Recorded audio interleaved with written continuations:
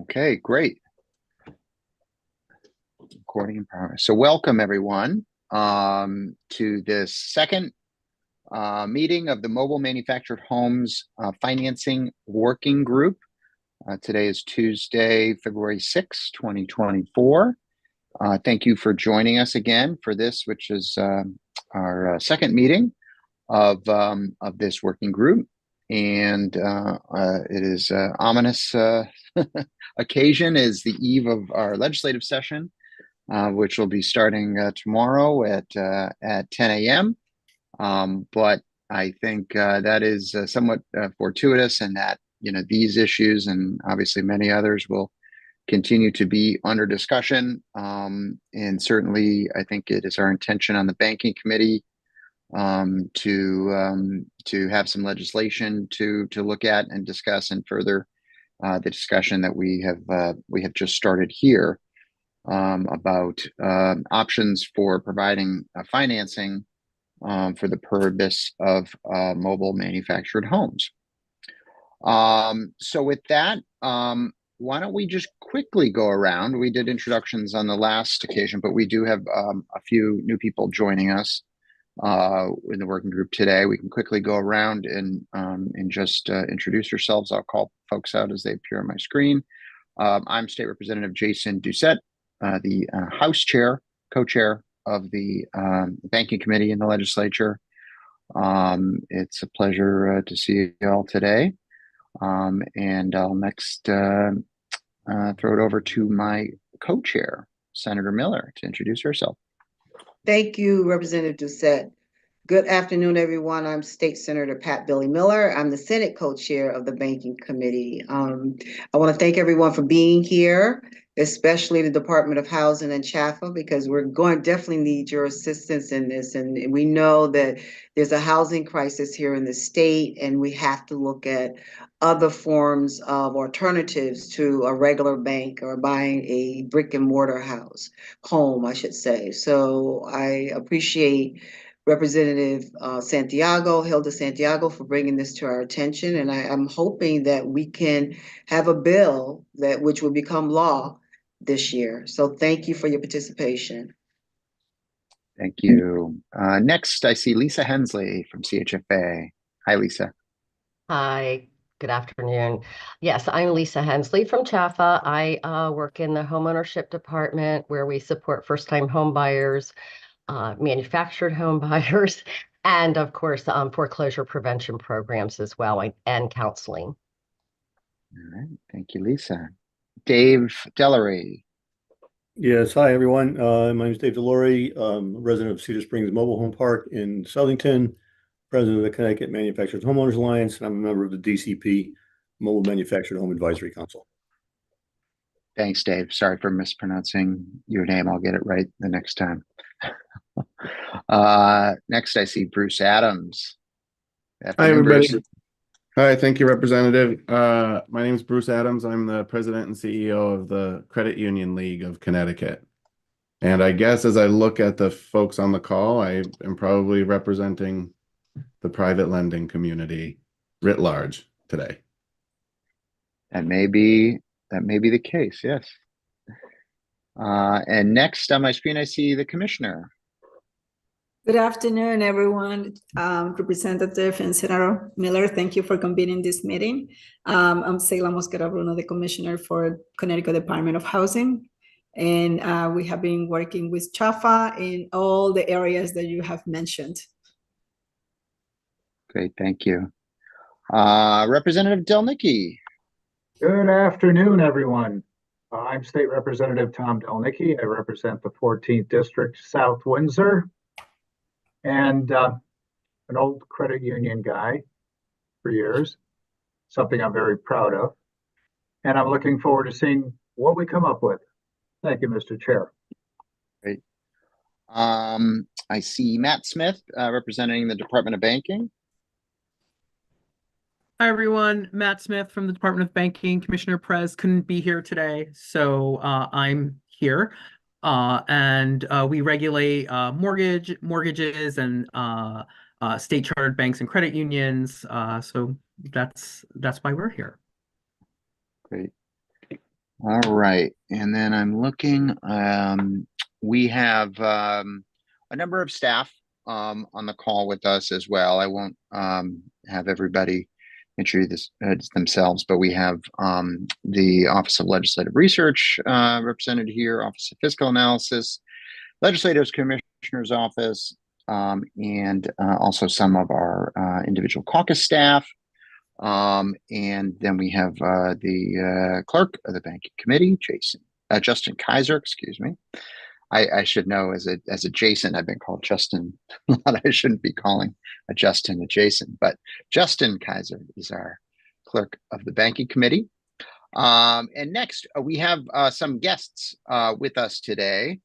Andy Markowski and Mark Asnes. If you'd like to say hi and introduce yourselves. Thank you. Andy Markowski with State House Partners on behalf of the Connecticut Manufactured Housing Association, CMHA. The Manufactured Housing Association is the group that represents community owners, park owners here in the state of Connecticut. Thank you to the chairs and the ranking for having us here. Consider us a resource. We want to help and provide information. So with that, I'll turn it to Mark. I am Mark Asnes, Representative Doucette. I live in Glastonbury. So I am a community owner. I own 14 communities, 8 of which are here in Connecticut.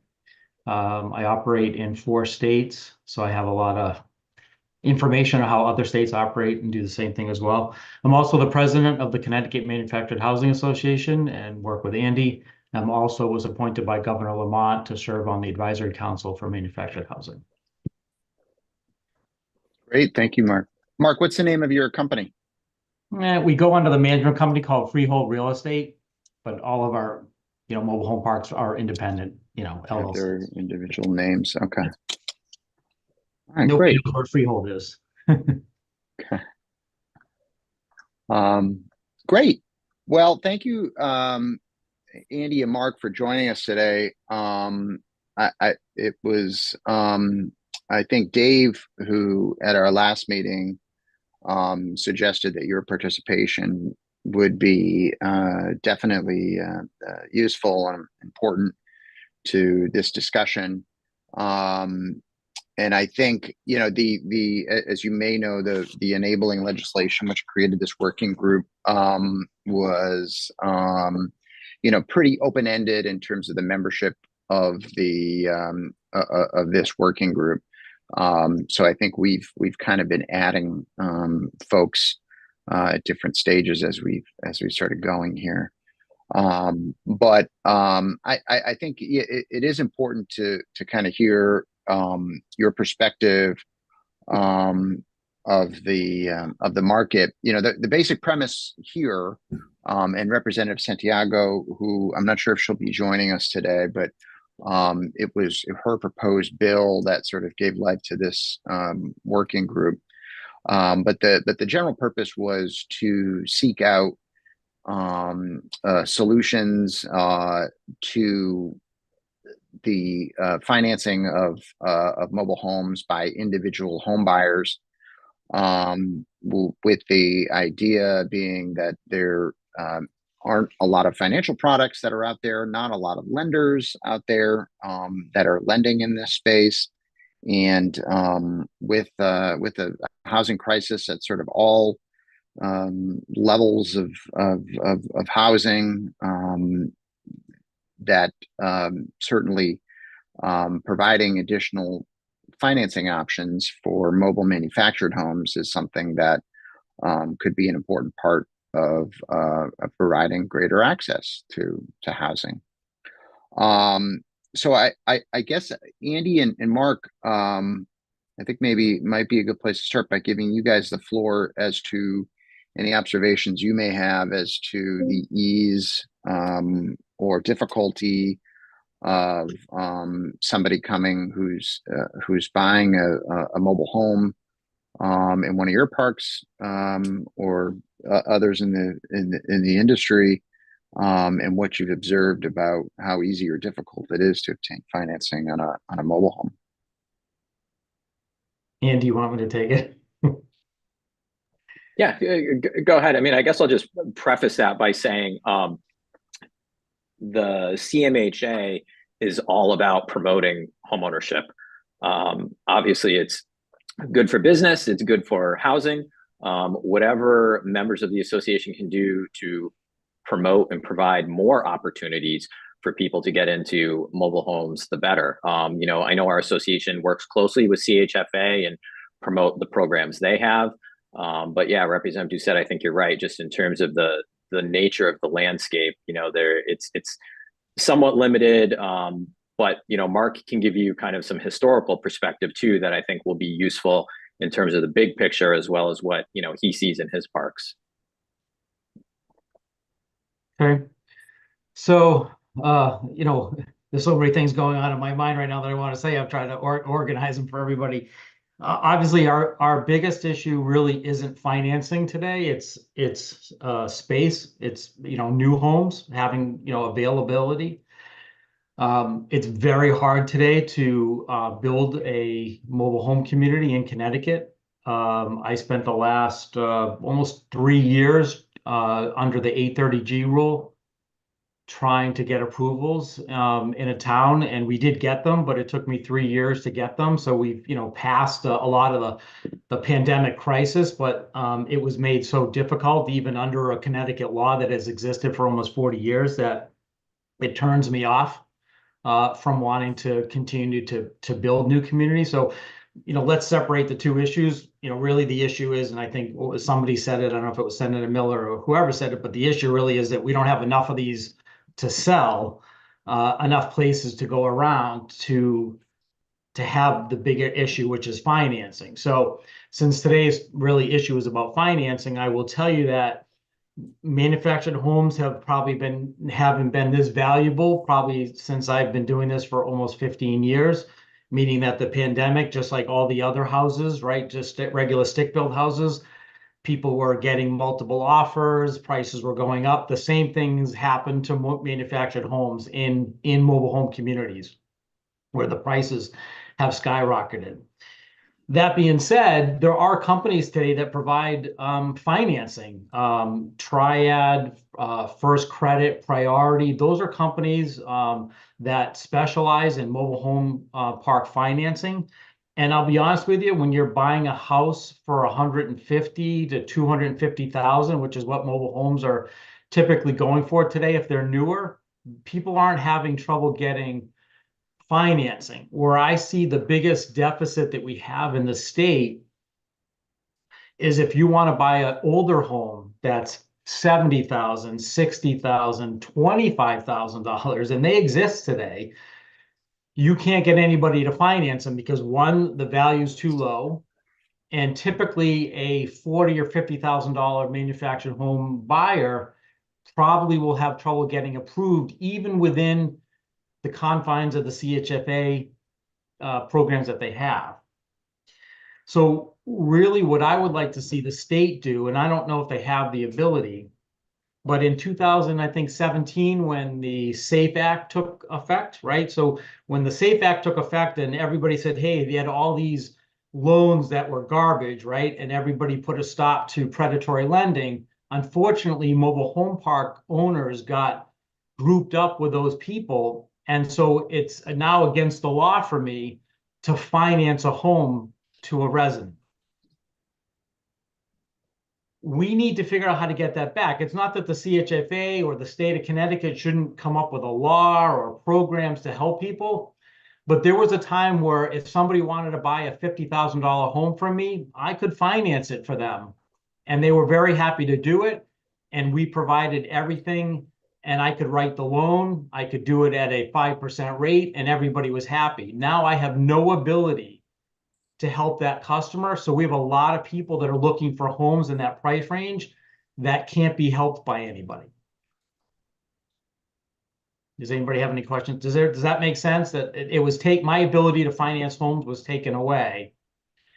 So what we did to kind of fix it is we would do what they call a lease option agreement or rent to own agreement, but we didn't charge any finance charges.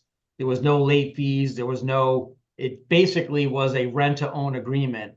And that works a little bit, but really what we need the state to do is to give mobile home park owners the ability to go back and finance homes for people at a certain limit. Whether it's a $100,000 limit, 75, 50, 40, whatever the state thinks. But there's a lot of people today that can't get financing for a $40,000 home because it's not valuable enough for a lender to finance. And generally, they won't get approved through any kind of state programs because they probably have a credit problem. That's interesting. So yeah, I guess you said a couple of things there that maybe I'd ask some others to comment on. I guess the first being the statement that the SAFE Act doesn't allow you to lend, and I would assume that means, and I'm going to lean on Matt Smith here, who I don't expect you to know the answer off the top of your head, Matt, but maybe it's something you can look into and get back to us.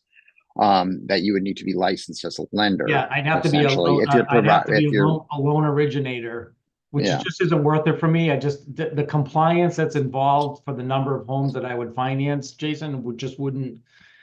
It's just too much. It's just too much for me to go through. I don't have the staff to do it, but that's the issue, is I'm not a licensed loan originator.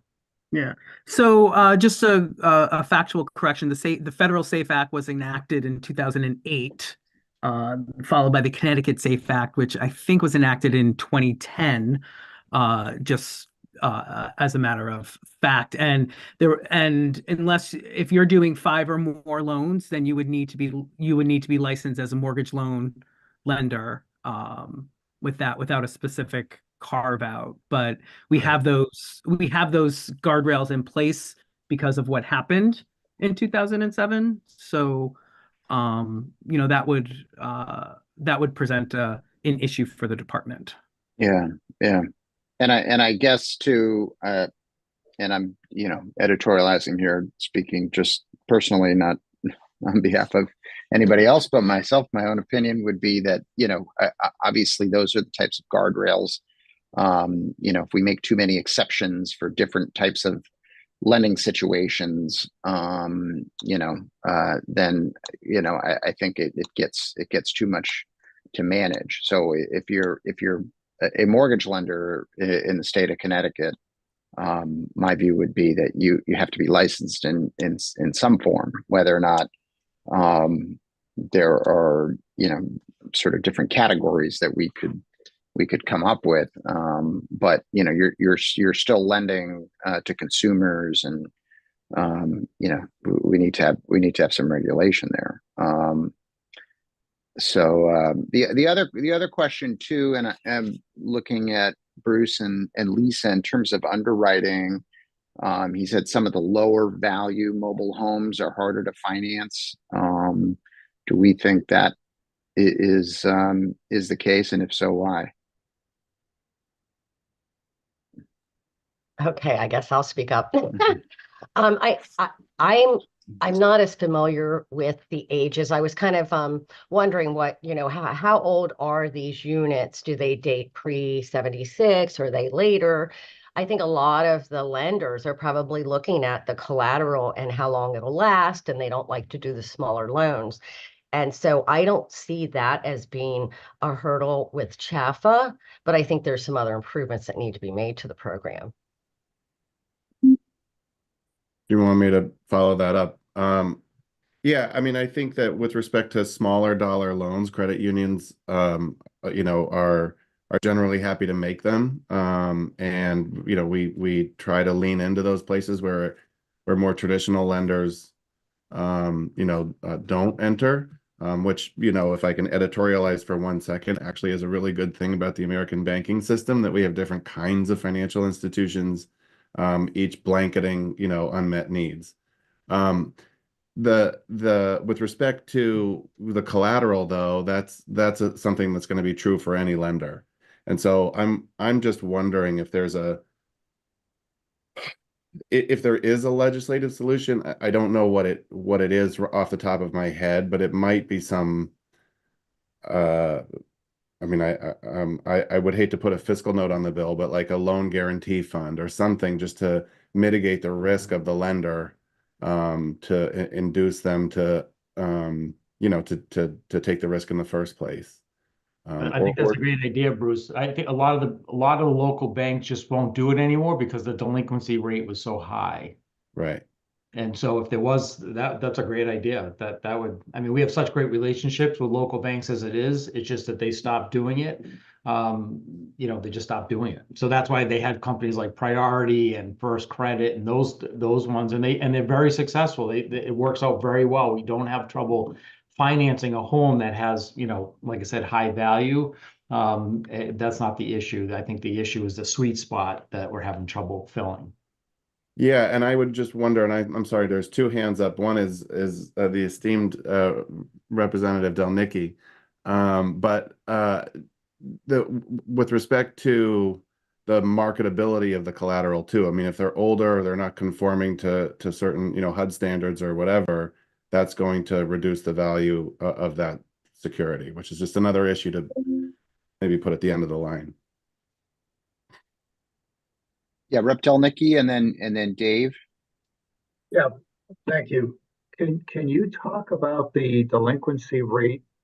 You made a comment there, why financial institutions, local ones, wouldn't write the loans. And secondly, what is the depreciation on these older homes?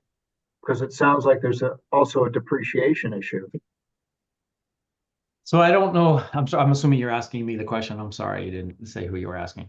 I don't know what the delinquency rate was. All I know is that there was a time after 2007 where banks just stopped doing it because the delinquency rate was so high. So I don't want to make up a percentage. They just stopped doing it because people were defaulting so heavily on them. As it relates to the depreciation, it is true for a long time homes did depreciate, but that's kind of stopped, to be honest with you. Homes are appreciating in value in mobile home parks today more than ever. So there was a time that was probably pretty stagnant. And most of us don't have a lot of homes pre-76, which is the HUD code. Most of us are newer. Dave lives in a newer community. His community's been around a long time, but it's filled with beautiful homes, and now they're putting in homes in a community in Montville, and they're selling for $250,000, and those will continue to appreciate. So they're not depreciating the way they used to because of the way they're made today. So just as a follow-up, then it's just the older ones that have the depreciation issue versus the newer ones that actually appreciate. Is that a fair statement? Yep, that's a fair statement. Yep, it's a very fair statement. But there's such a market for people who just are looking for a $50,000 home. I know everybody on the call is hard to fathom a home for $50,000, but even the $50,000 homes can be beautiful. You know, we'll go in and renovate a 1980 home and we'll gut it and it'll be beautiful, granite countertops in it, and we'll sell it for $69,000. The problem is we're having trouble with getting people financed at the lower amounts. And so a lot of times people end up being cash buyers, where they're downsizing and they're having to pay cash for their homes, which wasn't their intention, to use up all of their money to buy a home in cash, but that's what's happening. Yeah. And I'm going to throw this just out, and hopefully no one gets shocked by it. We did something on the crumbling foundations and where we backstopped low interest loans to actually help folks that were remediating a failing foundation. It's a big thing in my area. And I wonder if there's the opportunity for something like that in this market.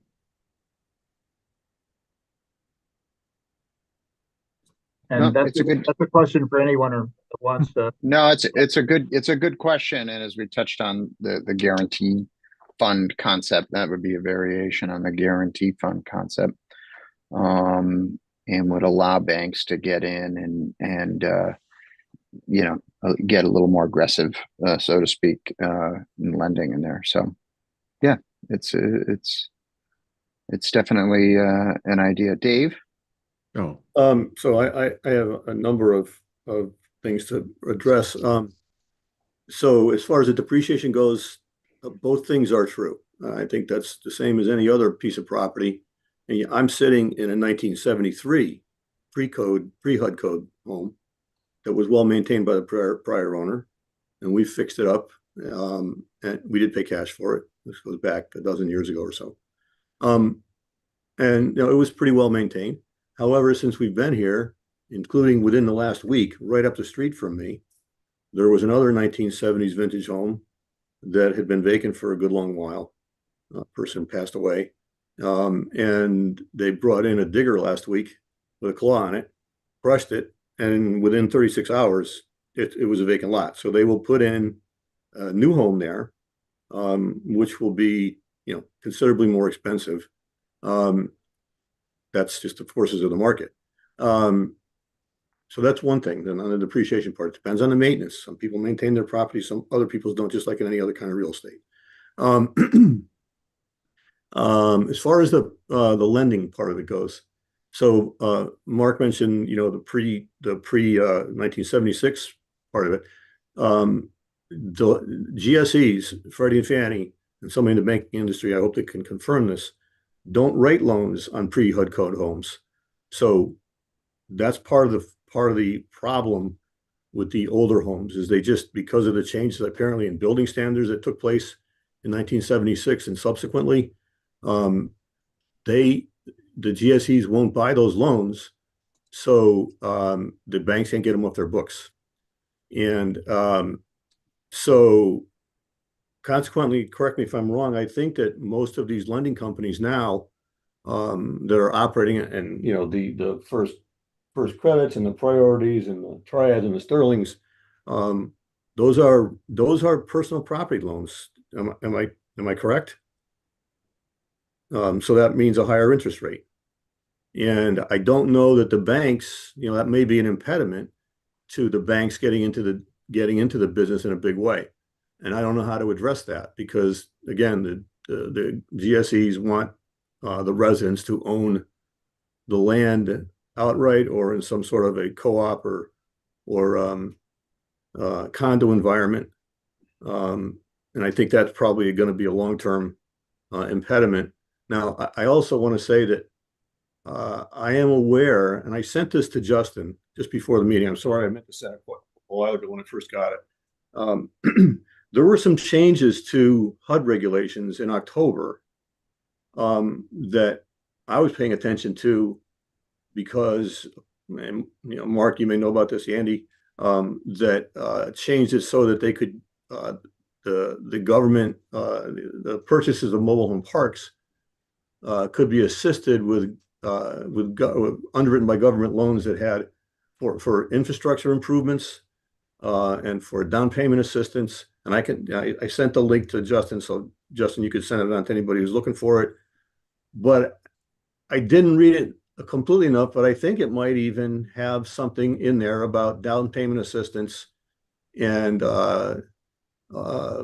fix-up assistance for in purchase of individual homes. Again, I'm not certain whether that applies to homes that are not on land that's owned. So that's kind of something that would have to be researched maybe by OLR. But I just want to send it out there, and Justin has the link. It's being used to also promote mobile home development, I believe, in urban areas. And I've spoken to Senator Moore about that. And it's also being taken advantage of. I have a couple of articles where it's been taken advantage of at one city in Virginia and one city in Mississippi, I believe. Anyway, that's what I have for now. No, that's good. And I know Rep. Santiago had mentioned that to us as well, that she was kind of tracking that. But I'm not too familiar with what was in there. I don't know if anyone else on the call is. Lisa, do you have any familiarity with those new HUD guidelines? I watched the video. I think the biggest it had to be a 76, built 76 or later. I know that they look at the community to make sure that they meet their requirements, and I honestly don't know what those requirements are yet. So just Um, as an idea about rates, when we talk, and David really brought up a great point. So the companies that we use to finance homes for the end user, when rates were 3.5% for everybody else, they were 6.5% and 7%, right? And now they're at around 9%. And it just, you take a home that's $100,000 and they can't afford to pay for it on top of the lot rent. It almost ends up being, $1,500, $1,700 a month, and that puts them out. So the rates are just generally higher for those people. And then, like I said before, local banks don't want to do it. So it really just leaves people kind of with no place to turn. And CHAP has been great, by the way. The programs that they've put together in the last couple of years that Dave and I and everybody's been a part of, they're fantastic, but they're not getting out enough of them, right, Lisa? There's just not enough of those loans being done, and so I think you need guys like us, mobile home owners, to have something to direct people to a place to help them afford the home after they buy it. We have Lisa, CHAP what are folks- your current rates? Sorry, we address- On the in this program or mobile home program? yeah, I'm trying to. I'm not sure if it equals our regular mortgage rate or not, to be honest with you. I'm in the middle of writing a bunch of stuff up that I want changed, but I haven't gotten to the interest rate part. They don't send them to me daily, so I'm not sure. I'm going to look while we're on the phone. I'm sorry, I cut somebody off there, either Bruce or Dave. well, I just had a question about whether, I'm sorry, Bruce, go ahead. No. I was saying you were speaking. I just wonder whether CHAFA has to underwrite these to HUD guidelines. It sounds like you do. And if they're really going to wind up being personal property loans, HUD won't buy them. Therefore, the rates are going to be higher than standard real estate loans by definition, because you can't sell them in the secondary market. Is that right? So I don't think we're not holding these loans to meet HUD standards. Our guidelines are separate. These go on our books. We don't sell these loans. We don't deliver them to HUD or any of the GSEs. We don't do any of that. So we have a little flexibility with our program. I know that our refi program on our mobile home was 1%, but our purchase was higher, like 6%. And I'm not sure, who set that rate? Why was it done that way? Those are the things that I'm trying to figure out. What can we change and make a little bit better? I know also our programs require a larger down payment. Maybe there's a way we can reduce that down payment to help get these people into these properties. So no, we would not treat it as a personal loan. We would treat it as real property and put it on our books. So Lisa, with the down payment, the requirement for 20% on the down payment, can they use, is the TTO allowable to use for this type of purchasing? I don't think we looked at that. I don't think we considered that. It might be a consideration, or do we just go ahead and consider raising the loan to value and doing uninsured or self-insured? That's another way we could do it, is just to say, well, you can just put 3% down or 5%, whatever, maybe do it that way. And maybe allow the time to own to make up the difference, that little bit of difference, because that's your program. You tell me.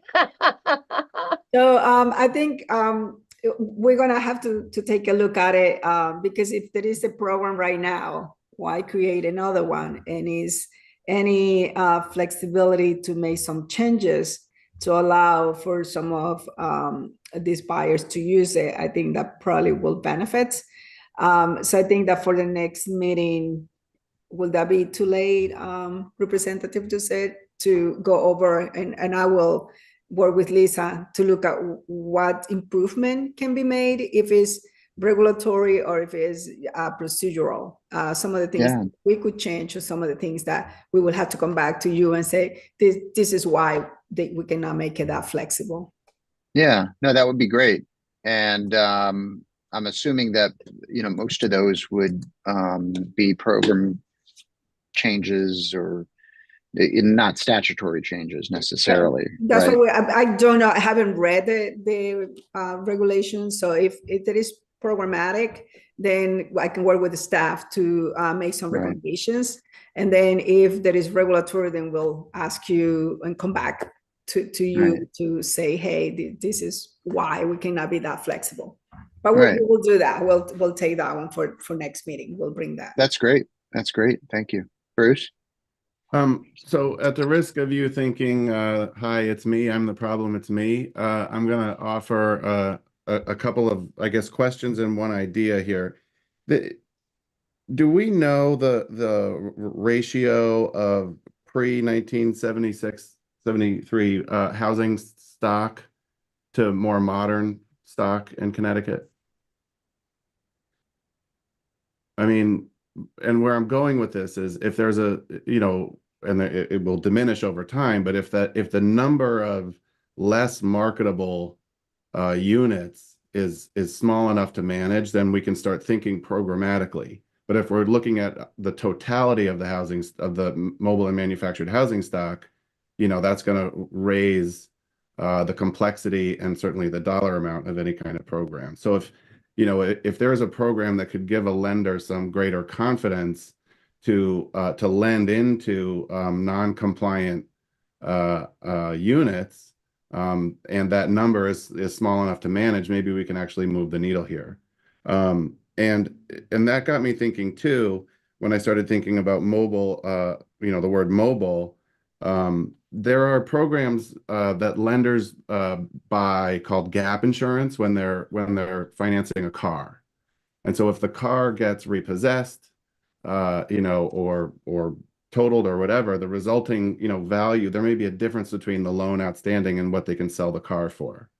And so maybe there's sort of a gap insurance like product that exists or can be developed, hopefully by a private insurance company, that could again give greater confidence to lenders to lend into this type of transaction. And so I realize we're on the eve of the session here, but if OLR does some research or what have you, maybe there's at least some enabling legislation that would encourage a private insurance company to develop such a product.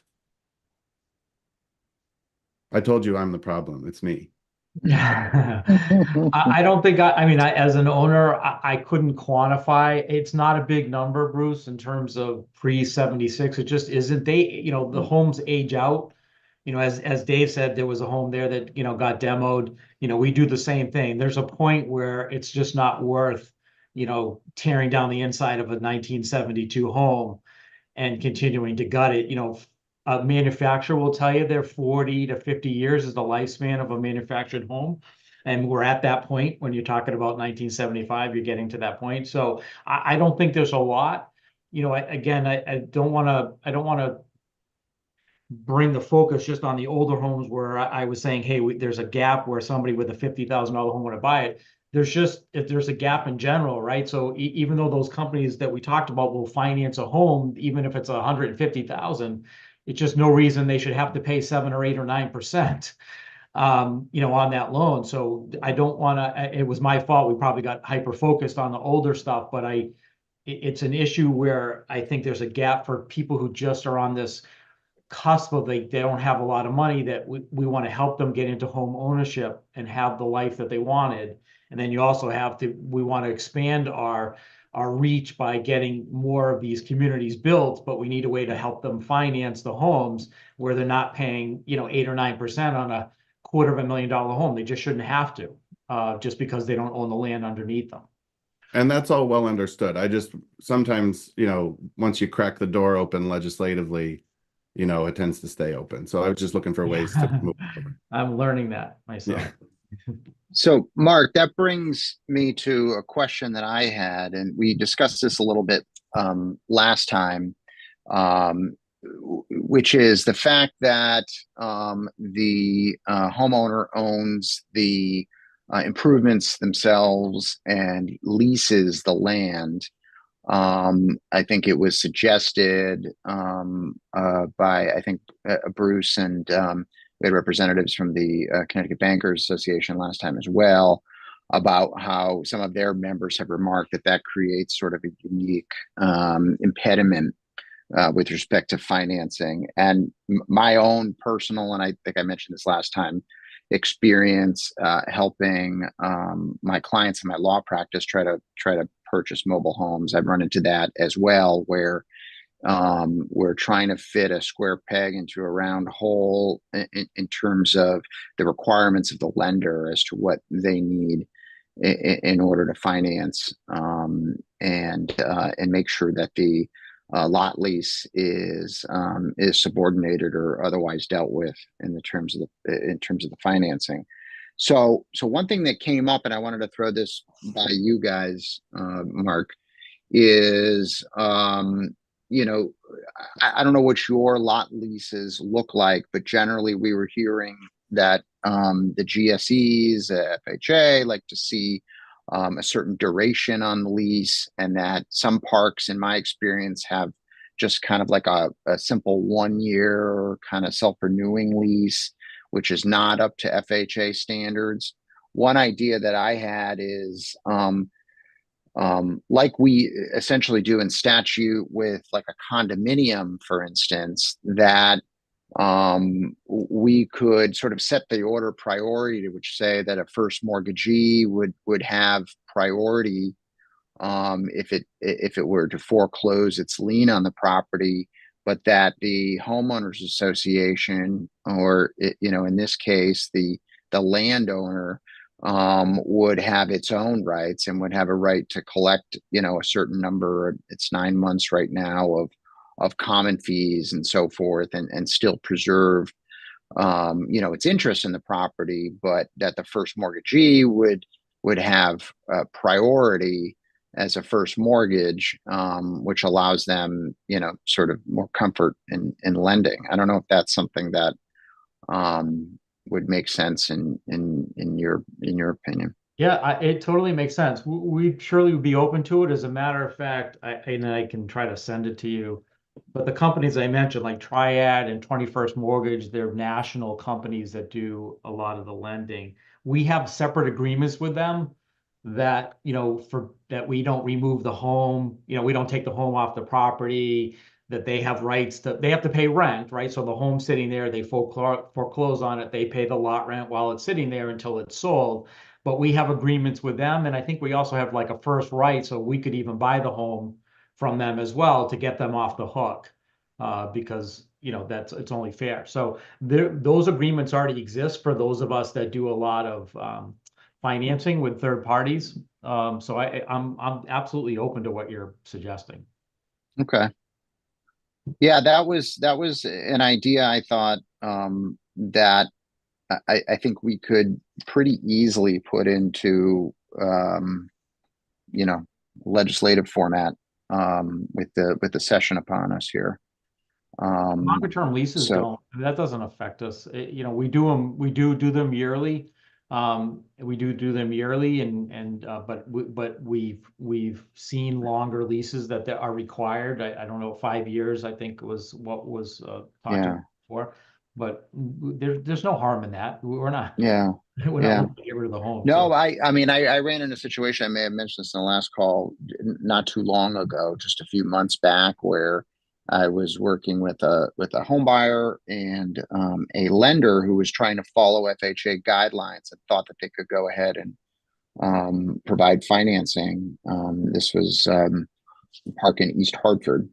And they ultimately, when they saw the lease document, said, well, we sent this up the chain and we can't work with this. And we asked the park owner in that case if they would be able to somehow modify the lease. They said, no, this is our lease. And presumably there's not a lot of financing happening in that park there.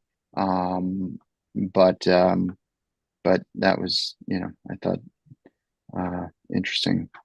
Yeah, I mean, experience. to make it easy to get your head around, it's really a condo. I mean, they call it a manufactured housing community. Right. It's really a condo, right? So the person owns their condo and they have a condo fee. It's a HOA fee. It's really the same thing. We take care of common area maintenance and the utilities, and the people take care of their home. And it's a great synergy, and it's worked for a really long time. Yep. Yep.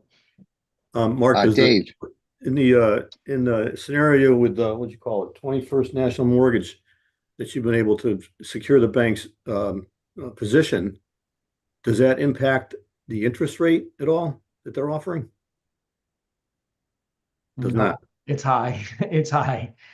It's high. It's the what they call the pleasure of doing business with them. Right. I think this, Senator Doucette, I think the issue of being able to say that the resident had some kind of interest in the land, either through, well, obviously it's not going to be a typical mobile home park setup, but if there was a way to have a longer term lease, I've read a little bit about that, and it seems that that's been looked into in the past. Senator Delnick, it sounds like you talked a little bit about it. I don't know whether it's been successful anywhere, but if Mark and the park owners are willing to talk about it, it seems like that might be something that could be worked on. But I don't know anywhere that's actually happening. Yeah, the issue is you'd have to have escalators in the lease, right? And then the problem is what happens if you have an event like the pandemic, right? So where all of a sudden you come out of the pandemic and, now my property taxes on my mobile home communities have essentially doubled since 2019, doubled. So it's the only one that's impacted by that is the resident. I'm impacted too, of course, but what am I supposed to do when my property taxes go from $100,000 to $200,000? And then on top of that, the state of Connecticut then charges the resident property taxes on their home. So they're already getting the property taxes on the whole property, and now they're taxing every home individually, and their taxes have doubled.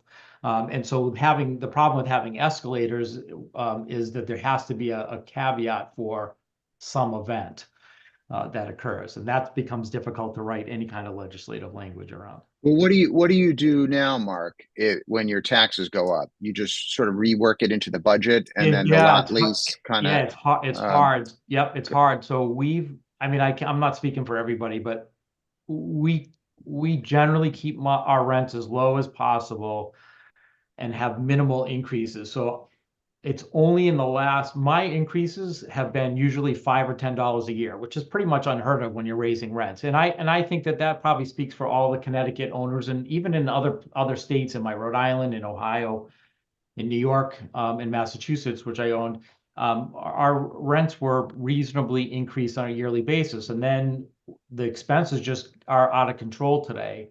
And so what you do is you're kind of working a little bit ahead, right? So in Connecticut, my leases are due to go up June 1st. Now I've already gotten my revaluations, right, for my properties in Connecticut, and they've got, the values are astronomical. I don't know where they're getting these numbers, but they're saying, well, that's just how it is, and it just isn't, because the sales approach doesn't work for what they're saying, and then you have to appeal it. But the answer to your question is, then you take the taxes and you try to divide it all out, but then you have to take the increase in the water and the sewer, because we don't bill, because we pay for water and sewer for our communities.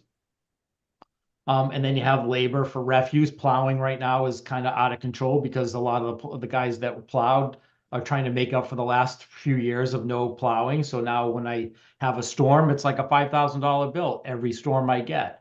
And so you have to take that and then say, okay, you got 92 people that live in my park in Wyndham, and then you try to figure out what's going to be fair.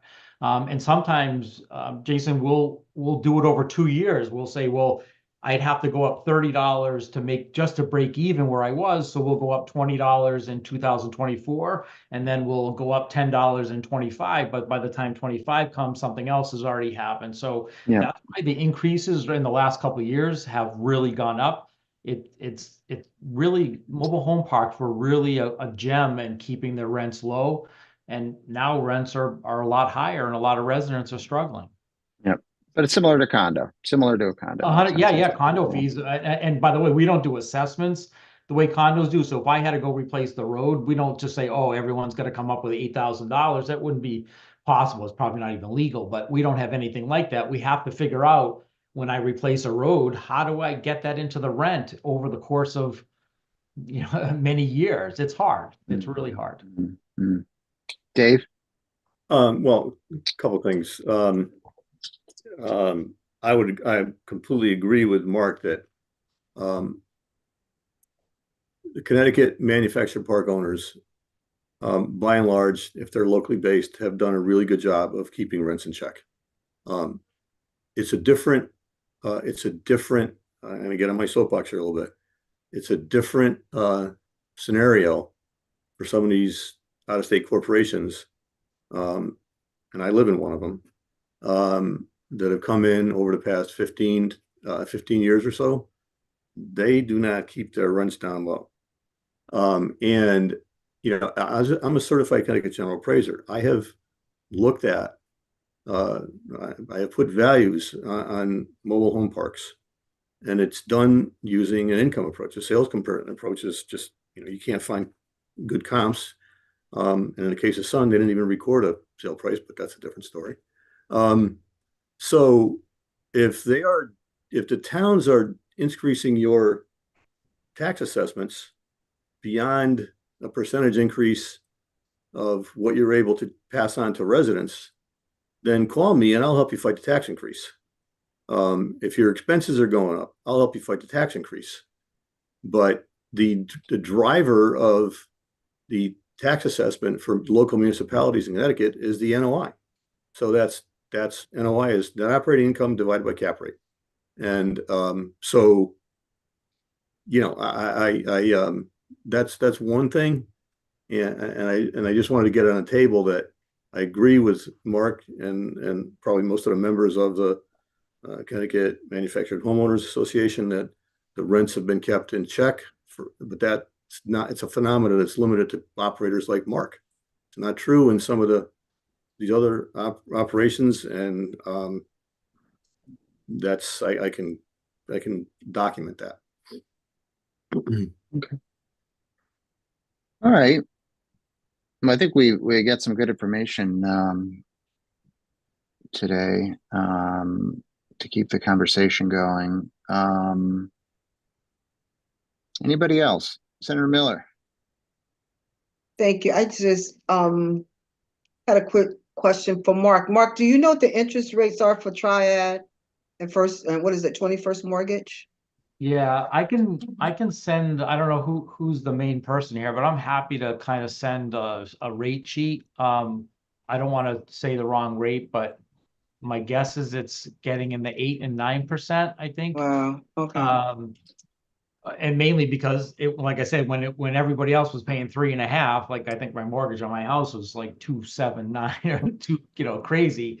They were at like 6.5 or 7%. And I think obviously they can't go crazy, but I think, rates here are in the, high 6s, low 7s. I think they're in the 9s. But I'll get a rate sheet. I don't know who's the person that wants to get information. You can send it to Justin. Would Justin be able to receive it, Jason, do you think? Yeah, Justin and you can copy me to make sure that, and I'll get it to everybody else. And I have a question for Lisa as well. So Lisa, you said that you finance manufactured homes in Chaffa, right? Yes. Do you by any chance know what the rates are, what the Yes. interest rate is? Yeah, it's 6 5/8% right now. It's the same as our conventional loans. All right, so it's like, the traditional. All right, conventional. Okay. Because that's when I want to make them affordable. I don't want it to be comparable to the personal loans at 8 and 9%. It's about making them affordable, because part of this is making sure that they're affordable homes. So I'm interested in that. All right. Thank you. And I think the more that we can get them to fit into not conventional as a term of art, but more conventional lending programs, the more that we're able to control those rates, right? The more that they're able to be offered at your, bank, credit union, or FHA lender, mortgage company. I think, and to Dave's earlier point, treat it as a regular real estate loan as opposed to, a personal property loan. No one's getting 30-year amortization on any of these either. You know what I mean? So that makes it even worse. I think it's 20, but 30 would be great. Right, but to your point earlier that the construction is vastly improved from what it was and is continuing to evolve, maybe in a position that, we're Mark, able to treat it. you might want to mention as far as the quality of the new homes, you might want to mention the MH Advantage program that you guys have. And, those homes are built to really good standards. And maybe that would be an argument to extend the term of the loan if you can get around the land ownership thing. And I don't know how to fix that. Jason, I would ask that I had sent the HUD document I was talking about earlier to Justin about a half an hour before the meeting. If you could ask him to send that to the other members of the group, I'd appreciate it, because there is some stuff in there about down payment assistance and buying down the loans. And I'm not certain that it applies to individual purchases, but I think that it does. And it might be a way to work this problem as well. Excellent. Good. Yep. Justin will send that around. Okay. So I think we have some good things to go on here. I'm just jotting down notes. We talked about, the possibility of a guarantee program, particularly for some of the smaller value or older homes. We're going to look at the new HUD guidance here and see if there's anything that's useful for us. The commissioner offered to look at some of the existing programs, particularly time to own, to see if there's anything that could be done there to make sure, to the extent that, a mobile home would not be covered, what might be necessary, and whether or not that'd be possible. Bruce talked about gap insurance. So I think, we've got some things to chew on and some things to perhaps report back. And then again, as I mentioned, the possibility of some legislative changes to allow the parks to be treated as if they were condo associations vis-a-vis the first mortgage lenders. I think that out of the gate should be a relatively straightforward piece of legislation. And as I mentioned at the outset, we're getting ready to convene tomorrow. I know we have sort of a placeholder concept already on the banking committee agenda for this, which could be used for any number of things related to mobile home financing. So I think the next thing would be to sort of look out for that legislation. And I just say that will happen pretty quickly here over the next couple of weeks, that we'll be putting the first draft of that bill together and getting it ready to have a hearing probably towards the end of February. We have I think 3 hearing dates that we've reserved. So it would be end of February, or I think into the first week of March, we have a hearing date scheduled as well. So we would get a draft together then, and then be able to receive testimony and information at our hearing, and in writing as well. It can be submitted and we can continue the discussion then. As far as this working group goes, we can certainly convene during the session if we think it'd be useful, and with some of those sort of items that are being reported back may be a good reason to do that, just to convene again on Zoom like we have been. But again, that process, the legislative process, will happen simultaneously, and there's no this, I believe, this working group under the enabling legislation was supposed to report back prior to session. That was certainly the intent, but there's no reason we can't continue this discussion, especially if there's other things that we don't think we'll be able to address during a legislative session. So I'll just put that out there as well. But I think the next thing for everyone here would be to just keep your eye, and we'll make sure to get notice out of any legislation of interest that might be having a hearing in the banking committee. Senator Miller. Thank you. I have a question for Bruce. Bruce, you may have answered this at the last first meeting, and I think this will help me put the issue in perspective. I consider credit unions very flexible when it comes to borrowing and lending money, more flexible than traditional banks. So what would be your reservation as the president of the credit union, your members or what do you think your members' reservation would be to lending for a mortgage for a mobile home? I think it's a very astute question, Senator Miller, and it's one that I don't think I have a complete answer for you, but I think that we can, I can continue to ask my members, for more insight for you as we go forward here. But at the end of the day, if whether you're a traditional bank, a fintech, or a credit union, you do have to make a spread on your money. So the money costs you something, and you got to lend it out at an interest rate that's higher than what you pay for the money. Credit unions can be a little bit more flexible oftentimes because they're a cooperative business. So they just think of It's a Wonderful Life. They take your deposit and they lend it to Jason Doucette. And they don't have a disinterested or a distracted set of investors who are driving at the profit. So the credit union can choose to be more flexible and creative with respect to lending their money out. But at the end of the day, they have to appease their regulator, which gets more and more expensive. Not to go too far afield, but look at like the data privacy law that's brewing up every year here in Connecticut.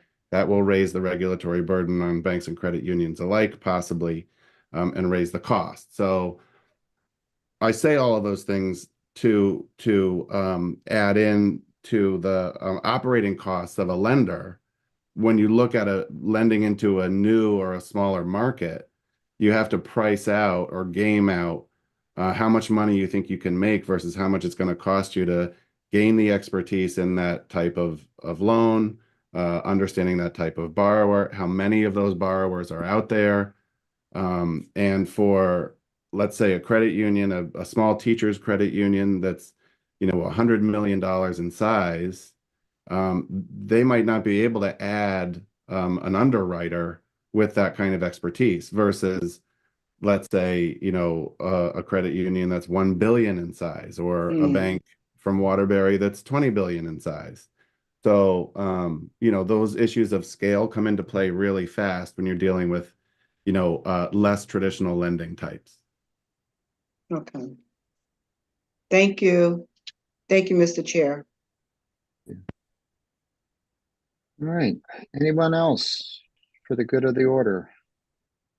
I would just say, I don't think this is an issue for the banking committee, but I would just want to make sure that Mark's concerned about the supply, limited supply because of the inability to build new parks, is something that should be addressed at some point going down the line. And I don't know how to do that either. Yep. No, I think that's a question to keep. And I'm sure you'll be back in the housing committee, or perhaps in the planning development committee. Those are the places, I think, that have jurisdiction over those questions on a, macro level. But it's a good point. I agree with you. Okay, great. Well, thanks everyone. Thanks for your time today. Thanks for joining us. Thanks for all the good ideas. I think this has been productive, a couple of meetings. And like I said, be on the lookout. We'll make sure to loop you in as to anything happening in the banking committee, and we'll see you all soon. Thank you. And Andy and Mark, thank you for joining us. David, thank you for recommending that they join us because we definitely needed their voice at the table. So thank you very much. Absolutely. Okay, Thank you. thank you, Happy to everybody. help. Thanks all. guys. Bye-bye.